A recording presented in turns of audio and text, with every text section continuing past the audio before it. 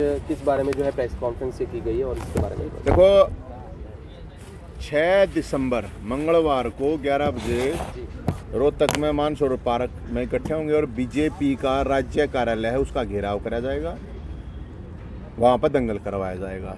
2 मुद्दों की वजह से, दो ही डिमांड है, सीईटी क्वालिफाई करो, 11 लाख बेरोजगारों का मामला है, खेल कोटे में गड़बड़ी कर रहे हैं ग्रुप सी में, तो खेल कोटा बहाल करो। इन 2 इशू को लेकर, और ये मैं नहीं कह रहा, ये मुख्यमंत्री जी अपनी जुबान से फिर रहे हैं, ये इनका ट्वीट है। जी जी जारी रख दिया हुआ हमने 3% दर से आरक्षण जारी रखने के लिए, ठीक है। ये खेल मंत्री, देखते जाओ आप, ये खेल मंत्री का है। अकाउंट्स एंड स्पोर्ट्स में सी में नौकरियां दर से आरक्षण जारी रखने, ठीक है। ये भी देख लो, खिलाड़ियों के श्रेणी के में नौकरियों 3% आरक्षण पहले की तरह जारी रखने का निर्णय है ना। अब ये मेरे तो ट्वीट हैं नहीं, अब और दिखाऊंगा ना मैं अपने एक चीज़ और।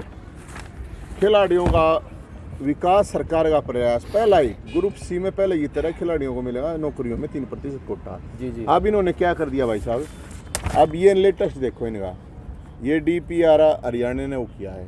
अब ये इस बात पर जाओ, इसका ध्यान से, असली बात ये है कि कुछ चुनिंदा विभागों में जैसे कि गृह विभाग, खेल, युवा मामले, स्कूल शिक्षा, मौलिक शिक्षा में होंगे जी, तो ये कोटा करीब 1500 वैकेंसी खागी खिलाड़ियों की सरकार। और जो सीईटी है, सीईटी सरकार ने पहले कहा था क्वालिफाई होगा, अब ये कह रहे हैं हम सिर्फ 4 गुना को बुलाएंगे, नेक्स्ट पेपर वही दे पाएंगे। तो इससे तो सीईटी देने का कोई फायदा नहीं बच्चों का। या तो सरकार पहले ही क्वालिफाई 80 नंबर कर देती, 70 कर देती। तो क्वालिफाई अब हमें समझ में नहीं आ रहा कि ये सरकार चाह क्या रही है।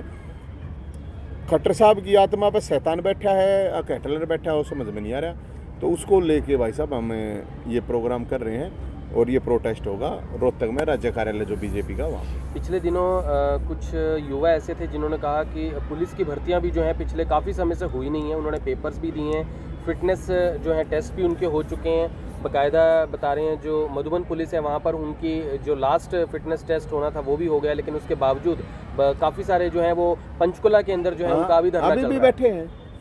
देखिए हरियाणा उस भर्ती को करीब 4 साल हो गए चलते। हम सरकार से बार बार एक ही बात कह रहे हैं कि भर्तियों का कैलेंडर जारी हो। कैलेंडर जारी होगा तो एक टाइम बाउंड, उसमें ये पता चलेगा कि कब पेपर है, कब इंटरव्यू है, कब मेडिकल है, कब ज्वाइनिंग होनी है। सारी की सारी भर्तियां इसलिए उलझा रखी है सरकार ने कि ताकि 2024 तक इन भर्तियों को ये खींचेंगे। 2024 का जो चुनाव है उसके आसपास राजनीतिक इस्तेमाल जो है किया, राजनीतिक इस्तेमाल है, क्लियर कट, इसमें तो कुछ और है ही नहीं।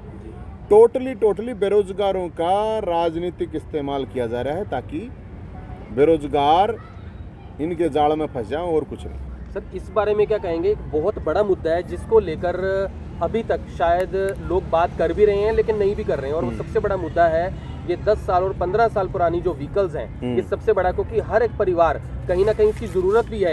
एक 4 व्हीलर उसकी ज़रूरत बन चुका है, आज उसे कहीं आना जाना है, लेकिन अब वो मजबूर हो गया है कि वो सेकेंड हैंड गाड़ी तो खरीद ही नहीं सकता क्योंकि वो 3-4 साल में पुरानी हो जाएगी, उसके बाद उसे कचरे में फेंकना पड़ेगा। तो क्या कहेंगे इस बारे में? सरकार का क्या बड़ा षड्यंत्र नहीं लग रहा है कि कहीं ना कहीं जो है ये ऑटोमोबाइल कंपनियों को एक फ़ायदा पहुँचाने का एक बड़ा जो है वो ज़रूर है? अरे भाई साहब आपने पता ही नहीं है इस बात का। हजारों करोड़ रुपए लोगों ने नेताओं के साथ, अधिकारियों के साथ, सरकार के साथ बैठ के डील हुई है ये, और सिर्फ कंपनियों को फायदा पहुंचाने के लिए हजारों करोड़ रुपए दिए कंपनियों ने। 10 साल में क्या बिगड़ा है गाड़ी का? 10 साल में ऐसा क्या बिगड़ गया गाड़ी का? लगभग 10 कोई लाख। फिटनेस, आप एक बात बताओ, फिटनेस टेस्ट है कोई, वो ले लो।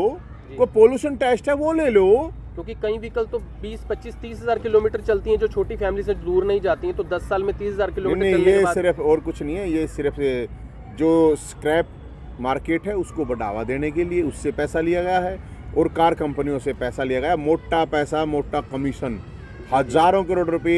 आज तक का मेरे हिसाब से तो इंडिया का आज तक का बहुत बड़ा फ्रॉड है, और जिसमें सारी खंबे नहीं कह रहा मैं, सारे खंबे कौन से खंबे हुए जी, हैं, जी। लोकतंत्र के सारे खंबे मिलजुल के सबने मिल बैठ के खाया। सर हमारे जो बकायदा जो IBN24 से आकर्षण जी हैं वो अभी फॉरेन गए थे, विदेश गए थे।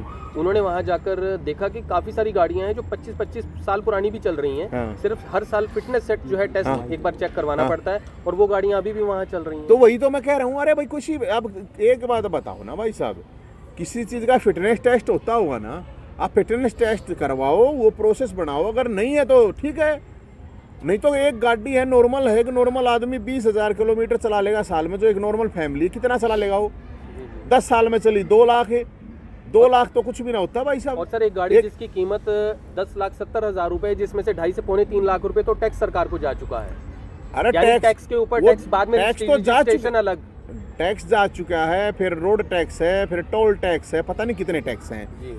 सवाल इस बात का है कि 10 साल के अंदर कौन सा पैमाना है जिसकी वजह से गाड़ी खराब हो रही है, एक बात, कौन सा पैमाना है जिससे ये कह रहे हैं कि इसकी वजह से पोल्यूशन बढ़ रहा है, दूसरी बात। जी। ये बहुत बड़ा लोगों के साथ एक फ्रॉड हो रहा है। तो कहीं ना और कहीं- मध्यम वर्गीय, खासकर जी। मध्यम वर्गीय जो परिवार है उनकी ऐसी तैसी करने के लिए ये सारी चीज़ हो रही है। मिल बैठ के खाया पिया है सबने, सरकार ने भी, जिन्होंने भी इस में कंपनियों का साथ दिया, सबने मार लपेटा है। जी, जी।